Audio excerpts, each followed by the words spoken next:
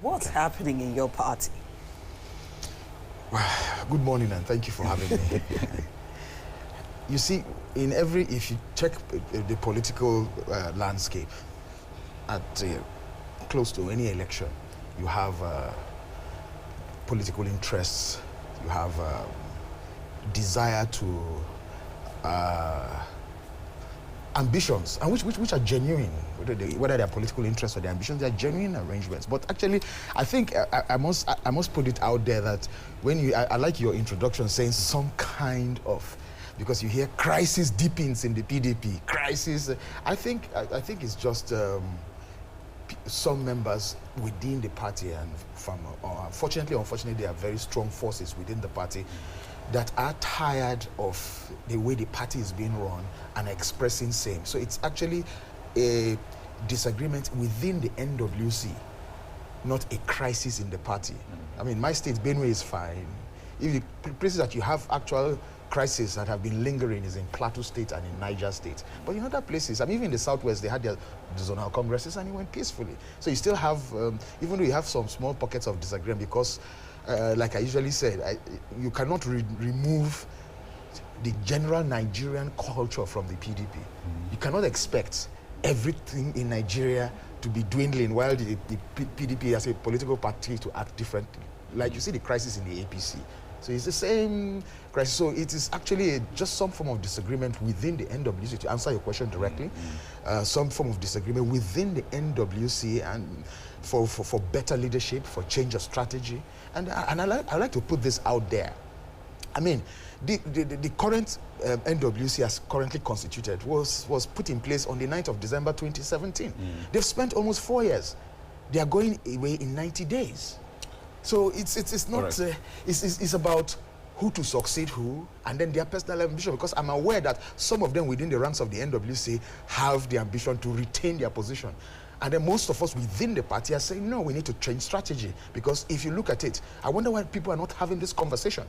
The zoning arrangement is going to change, definitely.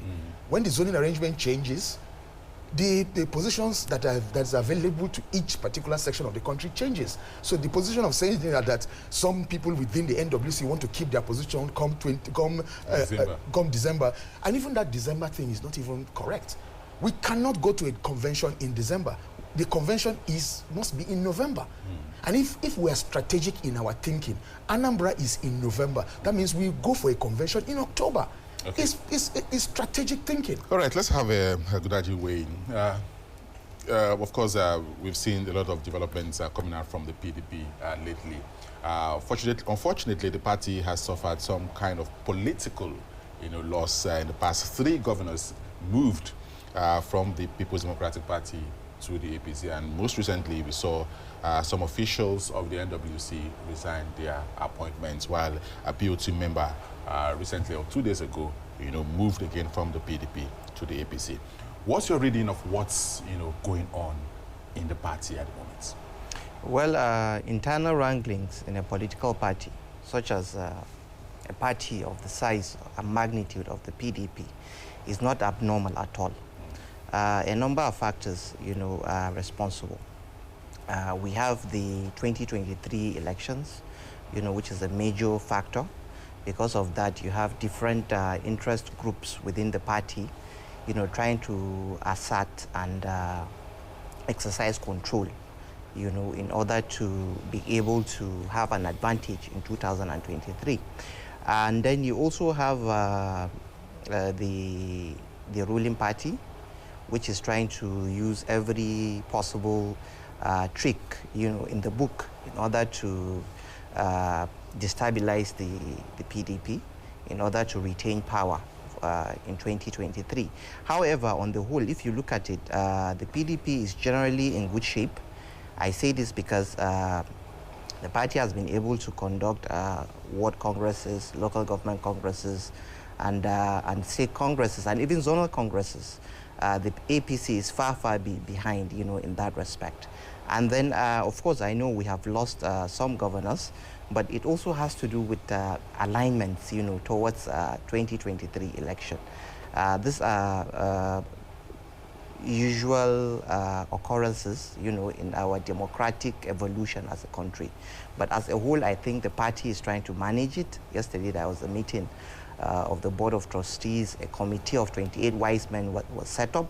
And from the caliber of people in that committee, you can say that the PDP is approaching the whole thing in a very strategic and right manner.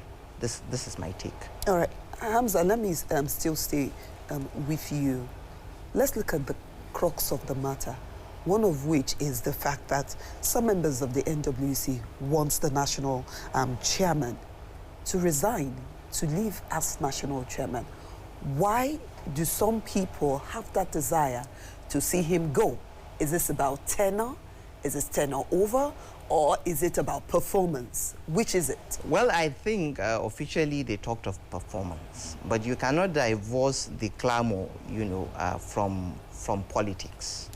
You know, some people probably don't want him to be at the helm of affairs, you know, as we move into the next national convention, because they feel that he might have some leverage, you know, over what happens at the national convention. That may not be correct. Who are these people?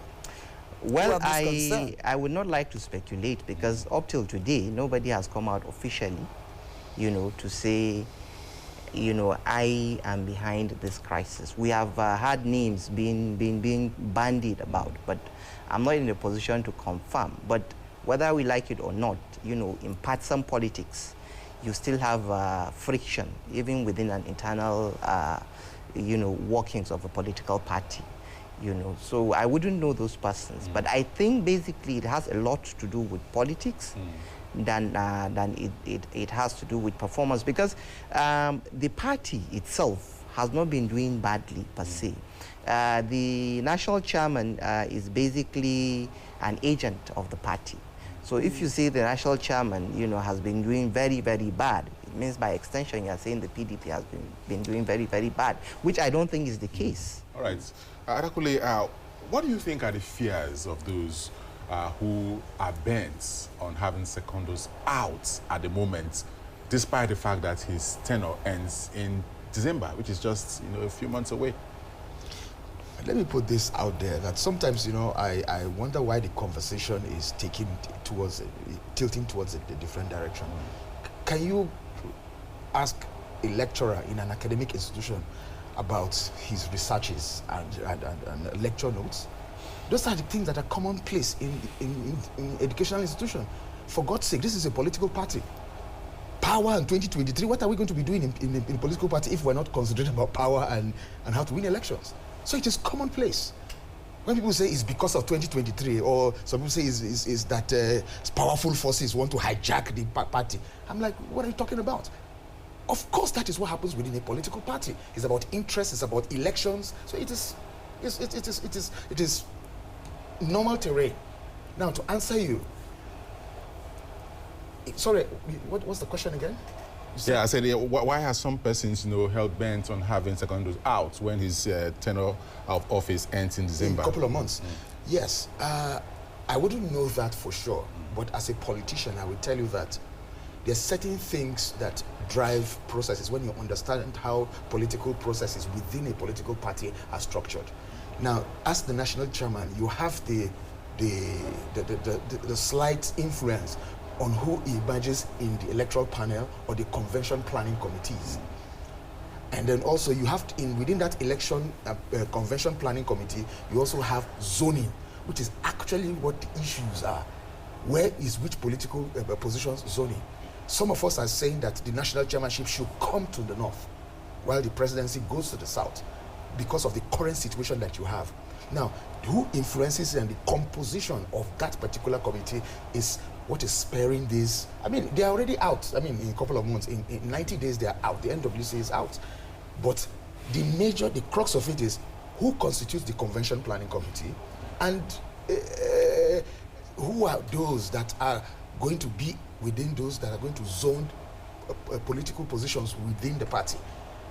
So if you leave some people that are in disagreements, especially people in the NWC, with the Uche Secondos-led National Working Committee, I mean, You have heard even the House of Reps, the caucus, ask for their resignation. The different people have been calling for their resignation because, truth be told, yes, they got in 2017. So far, they've done, one cannot give what he doesn't have.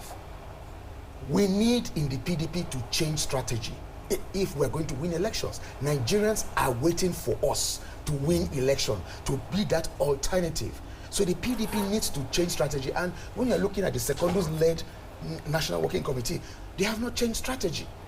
So we need to go beyond the rhetorics of issuing out statements. So then, Adakole, the concern then is why the urgency now, knowing that the Secondus-led, National Working Committee, the tenure will expire in 6 months' time. So why now? You have aptly captured the fact that this is politics. This is how it works. The wranglings, the preparations, their interests and ambitions. Quite understood. But the question will be, why does there seem to be why does there have to be some kind of a blackmail rather than strategizing and coming up with ideologies that can outwit the others, so to speak? So why now? Why? Well, I wish I could answer that question in some level, with some level of honesty, but I must my response will be in conjectures, but I will try. Political outcomes cannot be predicted. It keeps changing according to the indices, the political indices, the choices people make.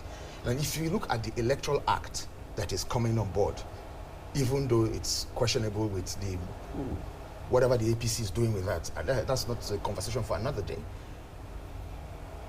The presidential election is set for February 2023. In that particular Electoral Act that is coming on stream, I hear that the president, that candidate, must emerge 6 months before the election. So primaries must be held, in accordance. It starts with assembly elections, governorship, and then presidential primaries. And the presidential election is in February.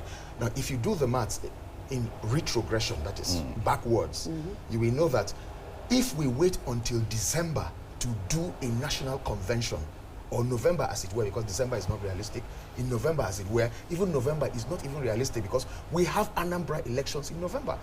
But be that as it may, if we wait until that time, the incoming National Working Committee, the new one, will have less than 3-4 months to conduct business before going into primaries. And we need a party that can mobilize Nigerians. We need a party that can engage Nigerians. We need a party that can engage the APC. We need a party that will provide alternatives in policy. It's government. PDP should be the government in wait. What is our policy on even COVID distribution? Nigeria has, this current administration has only vaccinated about 0.5% of Nigerians. You hear billions being approved in the supplementary budget. Where is our vaccination and things like that? So we need policy-driven. That's why I said we need. In other words, you're saying that the Secondus-led National Working Committee, has not properly placed the PDP to, in preparation for 2023, or is not doing enough, or has not done anything. While we thank them for their service, we're saying that we need to change strategy. We thank them for their service. Kola, Onikbode, we thank them for their service. But we need to change strategy and move on to other things, because we are looking at, Nigeria is hemorrhaging. The level of hunger, desperation, insecurity. We cannot have, PDP cannot have this kind of leadership that is not inspiring or providing. We have serious problems, and we need serious people to drive the process. All right, Gudaji, let's talk to you again. The chairmanship candidacy of Uche Secondus was first sponsored by the PDP in his home state, that's Rivers State. But years down the line, it appears that the party hierarchy in that state is no longer comfortable with his style of leadership. What do you think could have gone wrong? What do you think could have pitched the national chairman against, his home base? I cannot go into speculations as to what went wrong. But one thing is for sure, in politics, loyalties get eroded with time. Loyalties are renegotiated with time. But one factor which I believe may be playing a part in the friction between the national chairman and his base is the issue of zoning. He is in a position where he's eligible to run for a second term. However, maybe some proponents of zoning, you know, to a particular place other than the South-South may not be comfortable, you know, with an ambition on his part to run for a second term. So these are some of the likely scenarios. But I'll still repeat myself that this crisis per se is not of an existential nature. It is bad for our perception, I know, as a political party, but to a certain extent, crises like this are unavoidable, because even if you go down to memory lane, although I'm not a good student of history when it comes to the PDP, but I learned that it has been like this with previous national working committees, you know, especially previous national chairmen. You know, they have either bowed out or been forced out of office unceremoniously. And this issue of resignation that you're talking about, well, you may call it blackmail. However, it might be simply a game of politics, somebody trying to outwit the other. Now, it might be within their rights to tender a resignation. Now, if somebody does that, we shouldn't be too much in a hurry to call that blackmail. Maybe they are simply exercising their rights. However, the fact also remains that we are approaching our national convention, which is in about 2 or 3 months. So we might as well wait for a vote of confidence or no confidence to be passed at the convention. Hamza, front page of the dailies today, you know, the PDP, BOT crisis and all of that was, you know, very well covered, almost on the front pages of all the papers. And New Telegraph reports that PDP BOT sets up the committee to reconcile Wike and Secondus. Let's talk about that. Okay, now I read the statement that was signed by the 28 wise men. If I read the statement completely, I didn't see anywhere in the statement that they said Wike and Secondus were going to be. They only said that all parties involved will be reconciled, they will be objective, they will be strategic, they will be creative in bringing about a solution. So I think that is what I read.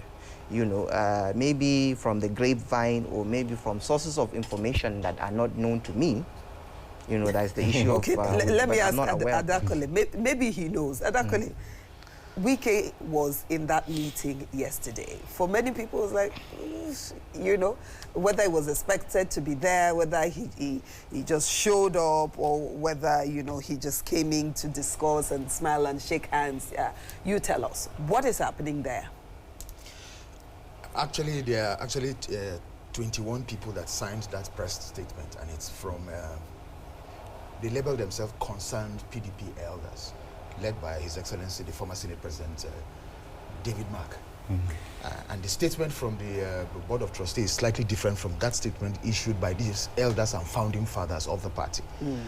To answer your question, if you remember the crisis we got engulfed with I think before the runoff of the 2015 elections with the Modu Sheriff issues, the McCarthy-led National Working Committee of the party, which was as then the authentic working committee of the party, reconstituted the Board of Trustees. And Governor Nyesom Wike, they gave different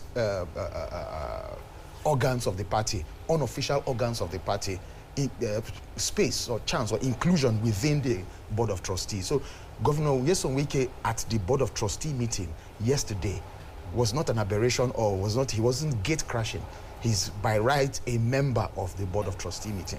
And for what we gathered, and you know, the national chairman and national secretary of the party are also members of the Board of Trustee. So from what we gathered, we learned that the conversations were frank, peaceful, and reconciliatory. There's no wrangling within them. Okay. Yes, when the media try to blaze it up, and of course, Governor Nyesom Wike has been very critical with the NWC, with the Uche Secondus-led NWC. He has said some uncharitable, if you like, remarks. So don't blame it on the media. It's what you garbage in, garbage out. Is what is coming out of the party that the media is talking about. But he's just saying that, if you read all his expression, he's just saying that he wants a new NWC. All right, Gudaji, if you look at, the People's Democratic Party, you look at its history since its formation in 1998, you discover that there's hardly, any chairman who has endured, his term of office. But that's not peculiar to the PDP alone. Is it really possible for a national chairman of an influential political party, like the PDP, the APC, to avoid these pitfalls? Well, so far the current chairman is approaching the end of his first tenure. If he survives the next convention, would have said he would have been able to navigate that murky waters. Now, however, but the deeper interpretation of this could be that over the years, successive or different national chairmen of the party have had to either willingly or unwillingly sacrifice their positions in order to put the party in a better position or in order to move the party forward. So that might be the deeper interpretation. It might be our own very unusual way of ensuring that the interest of the party itself prevails over that of an individual. It might be the case. However, like I said, if he survives the next convention, he would have broken that jinx. And the peculiarity with the situation of the present NWC is that I think they are the first substantive NWC after the PDP lost power. So the situation might be slightly different for them. Okay, let's look at whether or not the People's Democratic Party has been able to play its role as an opposition political party in the last, 6 years. A lot of people are saying that the PDP has not been quite vocal enough or active in engaging or holding to account the government in power, just like, the ACN did under President Jonathan. What's going on? Well, let me start by saying, a very good question. Let me start by saying that the PDP, having been in government for 16 years, knows the actual workings of governance. We cannot, or the PDP will not be irresponsible the way Lai Mohammed and APC was in the runoff of 2015 election. It was just propaganda, political grandstanding, telling half-truths and just misleading Nigerians. We have actually been in government for 16 years, so we know the internal workings of government. So when we criticize government, PDP as the main opposition party, is not about criticizing what the APC is doing, it's about providing alternatives. So when you say that the PDP in the last 6 years has not been acting, has not been out there, yes, I will agree with you, because, we don't need to reinvent the wheel. We don't need to act like the APC, or certainly not, God forbid. But we need to move, like I said earlier, change strategy, provide that alternative to what the APC is doing. It's been 6 years, Adakole. Sorry to butt in. It's been 6 years, and how long is it going to take the PDP, to come up with that strategy, with that, present that, attractive alternative to Nigerians, to know or to even position yourself as the alternative political party? Because look around you, Nigerians are saying that APC and PDP are both the same. A lot of Nigerians don't see the difference between you both, because we've seen leaders just being circulated over the years around both parties. So Nigerians don't really have confidence even in the PDP. So how long is it going to take you to present that alternative that you keep talking about? Well, if you remember that in the last 6 years we've had 2 national chairmen. the chairman that took us to the 2015, the loss at 2015, and the Uche Secondos led national chairmanship that came in 2017. So, but to answer your question, yes, you know, I keep saying this to Nigerians. How do you expect the PDP to be different from the general Nigerian society, the cultural and the societal idiosyncrasies that you have in the Nigerian society? Of course, they have been crisscrossing of politicians. Today, this one is PDP. Tomorrow morning is APC. Next tomorrow morning is YPP. It's about politics. But I said that, you see, in this, as we're moving towards the 2019 election, that is why your earlier question, the agitation is loudest now. Because PDP has now seen the need to quickly change strategy, quickly get people with the requisite capacity, competence on board, people that will mobilize Nigeria, someone that will mobilize Nigeria, the leadership that will mobilize Nigerians, a leadership that will present an alternative, not in opposition as the APC was doing it in 2015. No, just provide an alternative to healthcare, insecurity, economy, hunger, depredation, especially even the civic space that is shrinking. What is PDP going to do? Now, we need that kind of person to drive that process towards the 2023 elections. Kudaji, could this seeming silence and inaction of the People's Democratic Party, you know, in holding the government to account, be as a result of fear? You know, are members of the People's Democratic Party treading with some caution? Because we saw what happened to Olusamitu when he tried to take on, you know, the current administration at inception in 2015. We're scared of taking on the current administration. Well, I will not be at any risk if I held the brief of the publicity secretary of the party. I don't think anybody is scared. And I don't think that the party has not been appraising and where necessary criticizing the policies, actions and inactions of the government. I don't think so. Now, as an opposition party, you have different rules to play. And to my understanding, the most critical of that rule, after having your constitution, your manifesto, is to ensure that you are properly organized to be able to present candidates during election, so as Nigerians will have an alternative, a better alternative. Now, if you look at what the PDP has been doing, I told you, the party has conducted ward, local government, state and zonal congresses, and it is looking forward to a national convention. Now, the significance of all these exercises is in order to organize the party properly so that by the time the 2023 election cycle comes, the party will be able to present candidates for Nigerians to choose from. Now, not just any candidates. In addition to the manifesto of the party, which is in the public space already, the party will have to now present candidates that will have the capacity to deliver and then also the capacity to unite this country and to solve the problem of especially insecurity.